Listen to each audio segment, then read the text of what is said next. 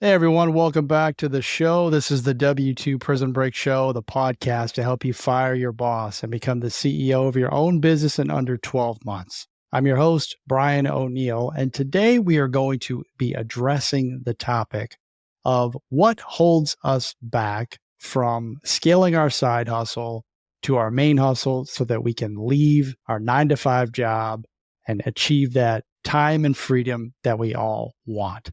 There's a lot of reasons why people are held back. We're going to address one today. And it's probably the number one reason, the number one excuse I hear from everyone that I've ever coached that's in my mastermind, anyone that's ever commented on my live sessions, social media, is I don't have enough time. I'm going to give you 11 strategies that I want you to get you thinking. These 11 strategies will get you thinking and get you on the path to where you feel like you have a 25-hour day. You're going to create more time using these 11 strategies. So let's get right into it. Okay, strategy number one is for you to start making prioritizing a major part of your life. You have to prioritize almost ruthlessly if you want to get to a 25-hour day. So what I want you to do is prioritize the most important tasks for your 9 to 5 job and for your side hustle in the beginning of the day before you do anything. And then do those things first. This will ensure that you're always making progress towards your goals. A couple of different strategies you can employ here to prioritize. Number one, and I've been doing this for years. At the end of the night, I will take a look at my calendar and insert the top things that I need to get done for that particular day. I'll do them in the morning, and then I'll come to my desk before I even turn my laptop on, and I'll write those things down. These are the top 3 things or the top 2 things that I want to get done today, and I do them first and make sure by prioritizing those that they get done, and I'm continuously living in a forward momentum state. You do it in the morning before the day starts to come at you and before you start looking at email and answering text messages and open up a bunch of windows on your computer. Knock it out, get it done early, and then you can finish up with the lower level tasks or activities.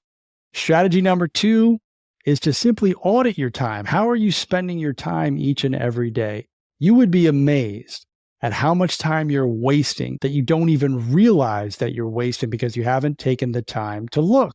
A great way to do this is to simply look at your phone and go in and see how much screen time you're spending and where you're spending that time. You might realize that you're spending up to 10 hours or more a week scrolling through social media. Those are complete time sucks. All of you who say you don't have enough time in your day, I'm telling you, if you looked at your social media, you would be amazed. For most of you, all of the time that you need is simply spent scrolling mindlessly on social media. Do yourself a favor and look. You can also do the same audit for TV, for Netflix, for streaming, all of that stuff you can audit. I would suggest, and this is a tough exercise to go through, but I've been through it multiple times, is to chart your day. 15-minute intervals, stop and write exactly what you were doing, and you'll start to see where you are wasting time.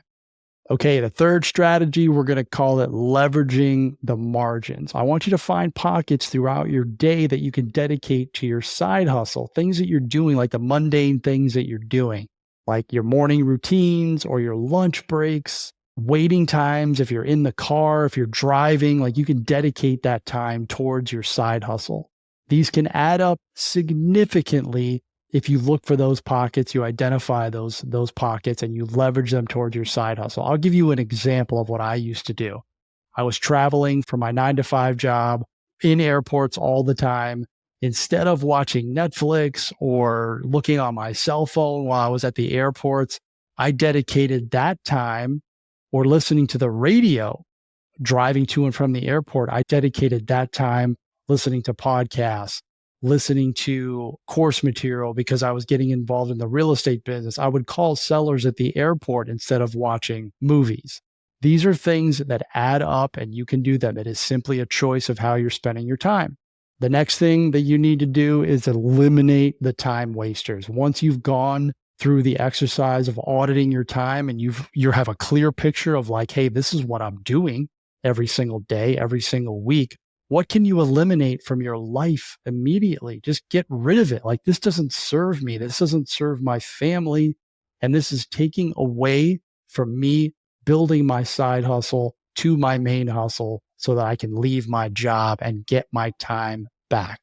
You're going to have to make some tough decisions, but once you have the audit, where am I spending my time, the time tracker, you'll be able to look at, okay, hey, I don't need to be doing this anymore. I'm going to eliminate it from my life completely. Start small. Maybe there's 5 or 6 things on the list. Knock out one at a time so that you don't feel overwhelmed. The next strategy, number 5, is time blocking. This has been a massive mover for me in terms of getting closer to my goals and getting my time back. Is you want to batch tasks together and then actually time block in your calendar. As an example, I'll have theme days on my calendar. Now, I'm a business owner, so it might look a little bit different from you if you are in a 9-to-5 job. But just walking through this, you could say, okay, on Mondays, I'm going to treat this as an admin day for my 9-to-5 job and my side hustle. On Fridays, you could treat that as what's referred to as a CEO day, where you're actually working on the business and not necessarily in the business. Now, when you have a 9-to-5 job, you're not going to have a full day of doing this, but you can dedicate an hour. Hey, I'm just going to work on systems and processes and the business. You could also do this for your personal life as well. Like, hey, I'm going to take a step back. I'm not going to do any work in the business. I'm going to work on it. This is important. You need to be doing this minimum once per week. When you work in dedicated time blocks, you are way more efficient and you get way more done in a shorter amount of time. Look no further. If you're listening to this right now, if you're watching it on YouTube, check your computer and look at how many windows are open. It should be one. You should have one window open. That means you're working on one thing at a time. You have a much greater chance of succeeding in completing that task in a shorter amount of time than if you've got 15 different windows open. More than likely, all 15 of those windows are going to be open at the end of the day, and you're going to feel like you got nothing done. Okay, number 6, we talked about this a little bit earlier when I was flying on airplanes, is optimize the dead time.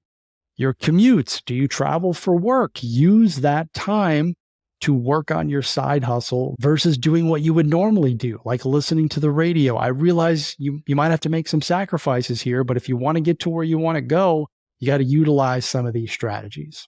So you can turn that dead time into some of your most productive time simply by utilizing that to go towards your business and your self-development. The next strategy, number 7, is to automate and delegate. When you did your time audit, you came up with a lot of stuff that you probably shouldn't have been doing. Some of it you're going to eliminate completely. You're going to get it out of your life. There's other stuff, repetitive tasks, that you could automate. What system or process can I put in place so that I don't have to dedicate time to it? Who can I give it to? Who can I delegate it to? You've heard me say this many times if you listen to the show. If I could go back in time and go back to my 9-to-5 job, I would 100% hire an assistant on my own dime to do the stuff that I shouldn't be doing, like making my travel arrangements, managing my CRM, dealing with my email, all of the stuff that I don't need to be doing because it's not serving my bank account and my time. You could do the same thing with your side hustle. What can you automate? What can you delegate? Look at your personal life. A lot of you are wasting time doing stuff that doesn't matter. Why are you mowing the lawn? You can hire somebody to do that.